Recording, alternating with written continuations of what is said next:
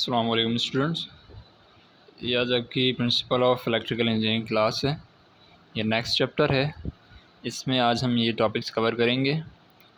ये इजी हैं, ज़्यादातर मैंने डेफिनेशंस हैं इसमें। वन बाय वन मैं आपको ये सारे बता देता हूँ। अच्छा, ये पहली डेफिनेशन है आपकी। ये सबसे पहले आपको नज़र आ रहा है एवरेज वैल्यू।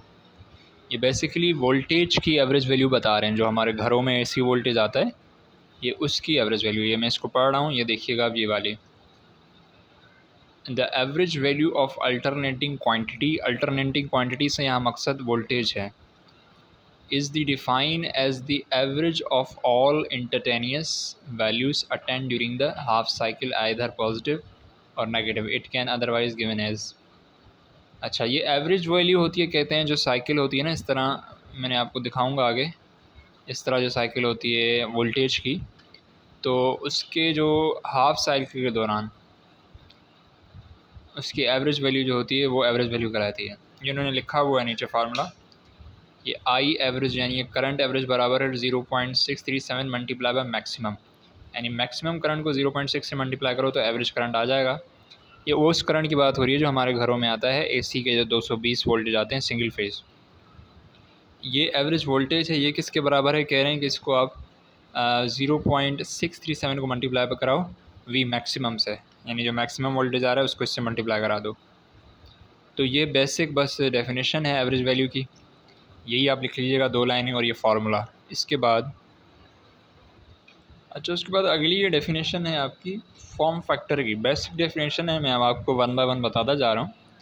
अच्छा, इसमें मैं पढ़ रहा हूँ, इसको मैं आपको समझा भी दूँगा। In certain cases it is convenient to have calculation at the first upon the mean value of the EMF over a half period. Therefore, it becomes essential to have some means of connecting these value with the effective or RMS. The knowledge of form factor, which is defined as the ratio of effective value to the average mean value of the original। ठीक है। अच्छा, basically आसान अल्फाज में जो form factor होता है वो कहते हैं effective value upon average value के। एवरेज वैल्यू मैंने आपको इससे पहले बताई, वोल्टेज की या करंट को, वो इफेक्टिव वैल्यू को इससे डिवाइड करा दें एवरेज वैल्यू से, तो हमारे पास फॉर्म फैक्टर आ जाएगा। ठीक, इन्होंने फार्मूला भी लिख लिया, E max upon E A we.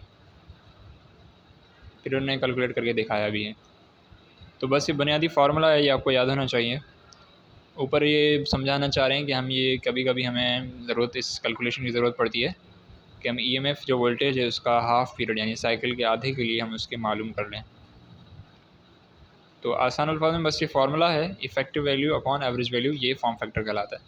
तो ये फार्मूला और यहाँ पे या तो ये डिफाइन से लेकर लिख लें। अब इसको कर लीजिएगा, विच की जगह आप लिख लीजिएगा फॉर्म फैक्टर। इसकी जगह आप विच की जगह लिख लीजिएगा form factor is define as the ratio of effective value to the average mean value. ठीक है, ये पूरा फिर ये फार्मूला। ये दूसरी डेफिनेशन हो गई। इसके बाद अच्छा, उसके बाद ये दूसरा ये टर्म है एक पीक फैक्टर। अच्छा, ये क्या है? Peak factor is define as the ratio of maximum value to the RMS value of an alternating quantity. Alternating quantity से मुराद वोल्टेज है, एसी वोल्टेज जो हमारे घरों में आता है। जिस तरह एक डीसी वोल्टेज होता है, इस तरह एसी वोल्टेज भी होता है। ठीक है, तो ये आपकी हो जाएगी फार्मूला पी फैक्टर का, maximum value of alternating quantity upon RMS value of alternative. RMS से क्या मतलब है? Root mean square. उसका रूट मीन और स्क्वायर ले लो उसका अल्टरनेटिंग क्वांटिटी का, यानी वोल्टेज का, जो कि 0.707 है। इन कैलकुलेशन भी आपको करके दिखा दी है।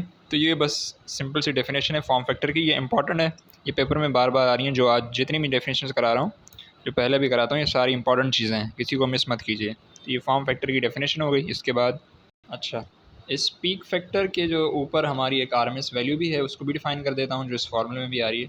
It is also known as the virtual value of alternating quantity. The RMS value of alternative define as the value which when applied to a given circuit for a given time produce the same amount of heat as when the DC is applied to the same circuit for the same total time। कह रहे हैं कि ये वो average velocity है, ये वो value है आरएमएस, इसकी बात कर रहा हूँ, जो क्या है when applied to a given circuit for a given produce the same amount। यानी ये अगर किसी हम सर्किट वगैरह को दे जाएँ तो वही हमें अमाउंट इससे मिले जो हमें डीसी से मिलता है, क्योंकि हम उसका रूट मीन स्क्वायर ले रहे हैं ना, तो उसकी वैल्यू कम हो जाएगी। जिस तरह हमारे घरों में आता है 220, नहीं बल्कि हाँ, इन्होंने नीचे फार्मूला लिखा हुआ है कि जो मैक्सिमम वैल्यू है इसको 0.07 से मल्टीप्लाई कर दें तो आरएमएस आ जाएगी, चाहे करंट की हो या वोल्टेज की। 0.07 को आई मैक्स यानी करंट मैक्सिमम से मल्टीप्लाई कर देंगे तो आई करंट आरएमएस आ जाएगा। उसी तरह 0.07 को अगर वोल्टेज की मैक्सिमम वैल्यू से मल्टीप्लाई कर दें तो हमारे पास वोल्टेज जो आएगा वो आरएमएस का आएगा। आरएमएस यानी रूट मीन स्क्वायर। ठीक है, तो ये अगली डेफिनेशन हो गई। इसके बाद अच्छा, उसके बाद ये अगली है आपकी डेफिनेशन साइकिल की।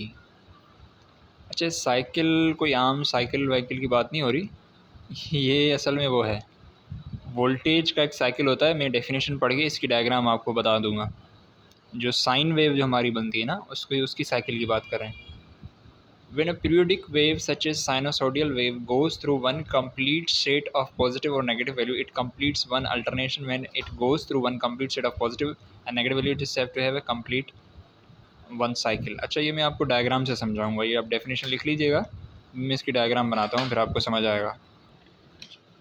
उसी के आगे इन्होंने फर्दर डिफाइन, ये साइकिल को इन्होंने फर्दर डिफाइन किया हुआ है, ये आपको दिखा रहे हैं।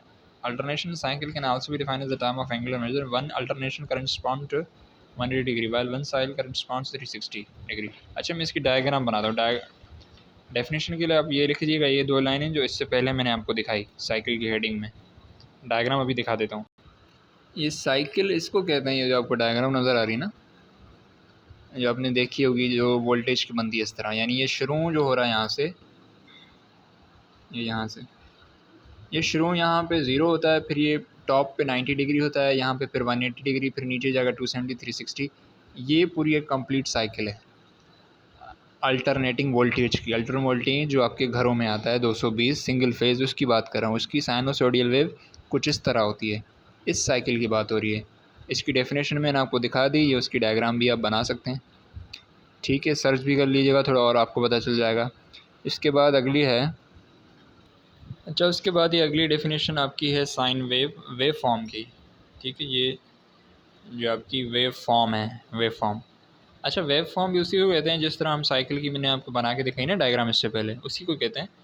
इसको फिर भी मैं पढ़ देता हूँ। Shape of curve of voltage और current when plotted against the time abscissa is called wave form. The wave form of alternating varying sinusoidal from alternating, यानी वो जो वोल्टेज या उसकी करंट की साइन वेव होती है ना, उसको साइन वेव कहते हैं। जिस जो मैंने अभी आपको डायग्राम दिखाई, मैं फिर से दिखा देता हूँ।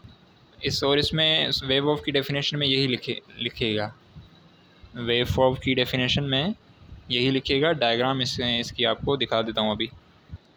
यही है साइन वेव की, जो मैंने अभी आपको समझाई भी। इसको वेव फॉर्म भी कहते हैं, साइकिल भी कहते हैं। तो उसी वेव फॉर्म की डेफिनेशन में आप डायग्राम भी बना लीजिएगा। ये टाइम है, ये एम्पलीट्यूड है, यानी ये 0 से 90, फिर 180 टू 360 इस तरह है। ठीक है, तो उसके बाद डेफिनेशन है ये आपकी टाइम पीरियड और फ्रीक्वेंसी। बहुत आसान है, दोनों बता देता हूँ। The time take in 1 second by N alternative quantity to complete one cycle, time taken in 1 is known as time period. The time, अच्छा एक पढ़ देता हूँ फिर से। The time taken in seconds by N alternative, अच्छा वो जो मैंने आपको साइकिल दिखाई दी ना यूं करके, वो एक साइकिल कितने सेकंड में कंप्लीट होती है उसको हम कहते हैं टाइम पीरियड। ठीक है, इसको टी से नोट करते हैं। अच्छा, the number of cycle completed per second by alternative cycle is called frequency. एक सेकंड के अंदर कितनी साइकिल्स बनेंगी इसको फ्रीक्वेंसी कहते हैं। ठीक है, और टाइम पीरियड कहते हैं कि एक कंप्लीट साइकिल जो मैंने आपको यूं बना के दिखाई थी अभी, वो कितने सेकंड में पूरी होती है, ये कहलाता है टाइम पीरियड।